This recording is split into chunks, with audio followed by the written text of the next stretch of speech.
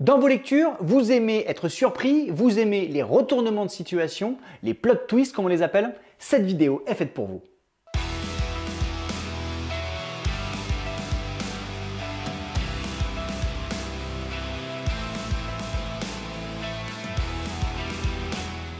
Salut les amis et bienvenue sur ma chaîne Les Livres de K79, une chaîne dans laquelle je vous parle de ma passion, les livres. Quand vous lisez, vous appréciez les petites bombes narratives qui explosent sous vos yeux et vous laissent en état de choc. Vous savez, ce moment où vous lisez tranquillement, bien installé, persuadé d'avoir tout compris, et bam, l'auteur vous regarde droit dans les yeux et vous murmure « Eh non, tu t'es bien fait avoir ». Aujourd'hui, je vais vous parler, vous l'aurez compris, de ces livres qui vous prennent par la main, vous racontent une belle histoire avant de vous pousser violemment dans le vide. Des romans qui vous font remettre toute l'intrigue en question et vous forcent à relire certains passages en mode « Attends, mais comment j'ai pu rater ça ?» Je vous propose donc 4 livres sur ce thème, alors qui ne sont pas des livres récents, plutôt des classiques on va dire. Les récents, je les traite déjà régulièrement dans mes chroniques express, que vous pouvez voir sur ma chaîne. Et pour que vous ayez le choix, je les ai choisis dans différents genres. Alors bien sûr, vous allez me dire « Oh là là, mais t'en as loupé celui-là, t'as loupé celui-là, il y en a beaucoup d'autres, des tonnes même !» Mais j'ai dû faire un premier tri et je reviendrai plus tard avec d'autres propositions, bien sûr. D'ailleurs, n'hésitez pas à me faire vos suggestions en commentaire pour mes futures lectures et mes futures vidéos. Et bien sûr, comme d'habitude, abonnez-vous juste en dessous pour me suivre, ça me fait toujours plaisir. Alors attachez vos ceintures et préparez vos cerveaux parce que ce qui vous attend, c'est du pur génie narratif. Voilà les livres au twist absolument incroyable. Agatha Christie, la reine incontestée du crime, la grande prêtresse du meurtre en huis clos, la patronne des énigmes qui vous retourne le cerveau. C'est sa spécialité. Aujourd'hui, je vous parle de Mort sur le Nil, alors un des chefs-d'œuvre de la Dame aux millions de meurtres. Alors j'aurais pu vous parler bien sûr d'autres romans ou d'un roman plus connu comme Ils étaient 10, mais pour moi celui-ci est un des plus crédibles et m'a vraiment marqué par son côté waouh. L'intrigue, un bateau qui descend tranquillement le Nil, une croisière de rêve, jusqu'à ce qu'un crime vienne tout gâcher. Hercule Poirot, toujours au bon endroit au bon moment, ou au mauvais endroit au mauvais moment, ça c'est selon les points de vue, va devoir user de ses petites cellules grises pour élucider l'affaire. Alors, Mort sur le Nil, c'est d'abord une ambiance, entre paysages exotiques, tensions qui montent comme la température en plein désert et dialogues ciselés, j'ai été happé dès les premières pages.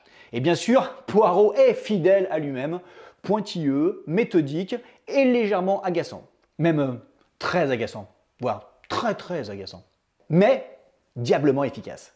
Côté écriture, Agatha Christie fait du Agatha Christie. C'est précis, rythmé, accessible et surtout diaboliquement bien construit. Chaque détail compte, chaque regard échangé cache peut-être un indice.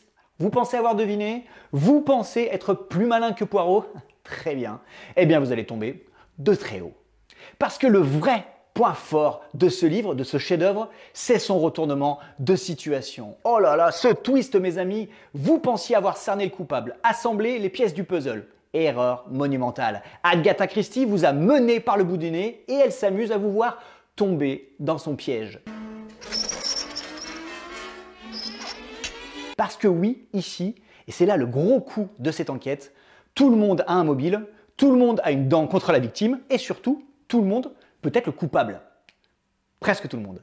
Et quand la révélation arrive, je me suis repassé les scènes, les indices, j'ai relu certains passages et je me suis dit « Bravo madame, bravo madame ». Et je vous garantis, je veux bien vous rembourser le livre si je me trompe, je vous garantis que vous ne devinerez pas la fin. Bref, Mort sur le Nil, c'est du grand Agatha Christie, une énigme millimétrée et une conclusion qui vous laissera bouche bée. Vous aimez les énigmes qui vous retournent le cerveau? Foncez, mais attention, même sur le Nil, les apparences sont trompeuses. Et vous là, vous aviez deviné le coupable? Menteur, vous êtes tombé dans le panneau, hein, comme moi. Allez, dites-moi en commentaire.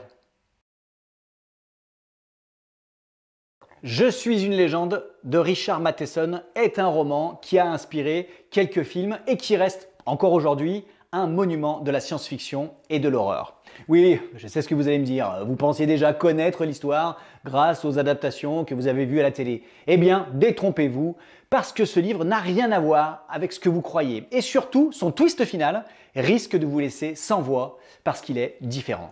Ça parle de quoi? On suit Robert Neville, le dernier homme sur Terre, ou du moins, c'est ce qu'il pense. Tous les autres humains ont été transformés en créatures nocturnes, assoiffées de sang. Ouais, des vampires quoi. Et lui, seul dans sa maison barricadée, passe ses journées à tenter de survivre et ses nuits à entendre des choses gratter à sa porte. Une très bonne ambiance quoi. Matheson ne se contente pas de nous livrer un simple récit de survie. Il nous plonge dans la solitude oppressante de Neville, de son héros, son combat pour ne pas sombrer dans la folie et surtout sa quête qu'il va mener pour comprendre ce qui s'est passé. Parce que ce n'est pas juste un livre d'action avec des créatures menaçantes, terrifiantes, c'est une œuvre qui interroge ce que signifie être humain et c'est là que c'est génial. Et puis, il y a une révélation à la fin, il y a cette révélation à la fin. Vous suivez Neville dans sa routine, ses doutes, ses découvertes, et bam, Matheson vous balance un dénouement qui remet absolument tout en question. J'ai refermé le livre, j'ai regardé dans le vide, et je me suis dit, mais c'est brillant. Parce que ce n'est pas juste un retournement de situation pour faire joli. Non, c'est un twist qui change complètement votre perception de l'histoire, qui m'a obligé à tout revoir sous un autre angle. Et c'est là que l'auteur frappe très fort. Il joue avec nos attentes, avec notre vision du héros, des monstres, de la légende, et pas du tout comme dans les films. Non, non, non. Bref, Je suis une légende, c'est un classique absolu, un roman qui vous prend aux tripes et qui vous laisse sonner. Alors, si vous ne l'avez pas encore lu, foncez, il est court et vraiment particulièrement efficace. Préparez-vous mentalement parce que ce livre, une fois terminé, vous hantera longtemps. Et vous l'avez vu venir ce twist? Ou est-ce que vous êtes resté bouche bée comme moi? Dites-moi tout en commentaire. Vous aimez les thrillers qui vous tiennent éveillé jusqu'à 3 h du matin, les yeux rivés sur la dernière ligne, persuadé que votre patron va comprendre que vous arriviez en retard, parce que c'était trop bien quoi. C'était vraiment bien.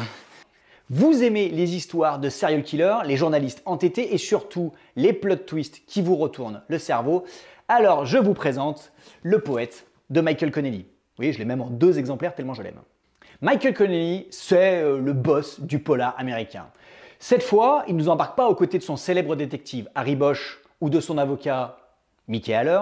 Non, ici, il suit Jack McAvoy, un journaliste spécialisé dans les faits divers qui a une petite obsession, les affaires criminelles. Et quand son frère jumeau, flic de profession, est retrouvé mort dans des circonstances, disons, suspectes, Jack refuse de croire à la thèse du suicide et il a raison.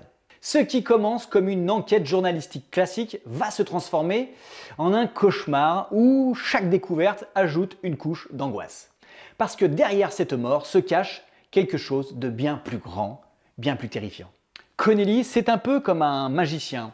Il vous montre une carte d'une main et de l'autre, il vous donne le coup fatal. Si vous êtes un petit peu impressionné par ces tours de magie, n'hésitez pas à me téléphoner, je laisserai un petit numéro. Je peux faire les anniversaires, les foires, je peux faire une tournée des zéniths si vraiment vous insistez, enfin voilà. Son écriture est immersive, précise et il n'a pas peur de vous plonger dans des détails qui donnent une authenticité redoutable à l'histoire. En bon ancien journaliste, il connaît les rouages des enquêtes criminelles et il vous le balade comme un maître du crime le ferait avec ses victimes. Mais surtout, Le Poète, c'est un livre qui joue avec vos nerfs. Vous pensiez comprendre où l'histoire vous emmène.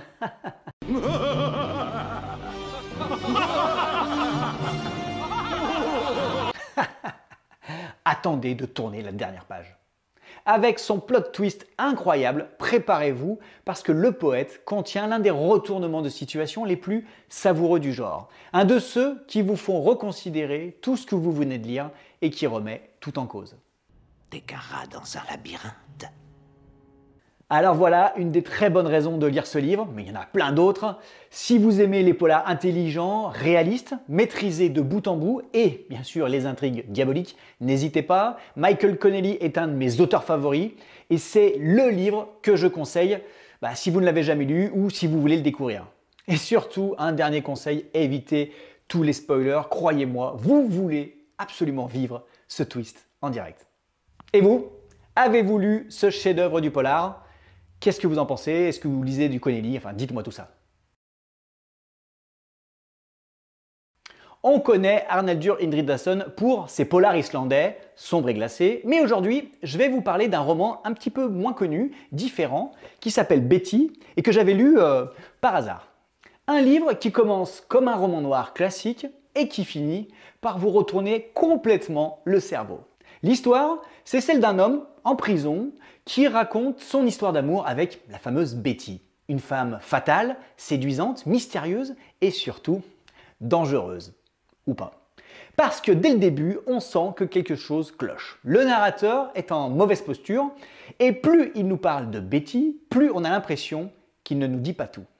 Indridason installe une ambiance lourde, oppressante, où chaque mot semble peser. On est loin de l'enquête policière classique, là, tout repose sur la psychologie, la manipulation et surtout l'illusion. Vous pensiez avoir compris ce qui se joue? Attendez un peu. Parce que ce qui fait la force de Betty, c'est ce fameux twist qui cette fois-ci, et c'est assez original, se situe au milieu du livre. Je crois que c'est à la page 113 dans le grand format. Et ce twist, alors c'est vraiment le moment où vous vous dites « Attends, quoi ? Je pensais que l'histoire allait dans une direction et en une phrase, tout bascule. » C'est la première fois, alors vraiment c'est la première fois, je crois pas l'avoir refait depuis, que j'ai réellement, physiquement, j'ai relu le livre du début, enfin au moins les premiers chapitres, en me demandant comment j'avais pu être aussi aveugle et comment l'auteur, surtout, avait réussi à me berner à ce point. Et c'est là qu'Indridason est bon dans ce livre, parce qu'il ne se contente pas de raconter une histoire, il joue avec nous, il nous manipule. Comme d'ailleurs ces personnages se manipulent entre eux.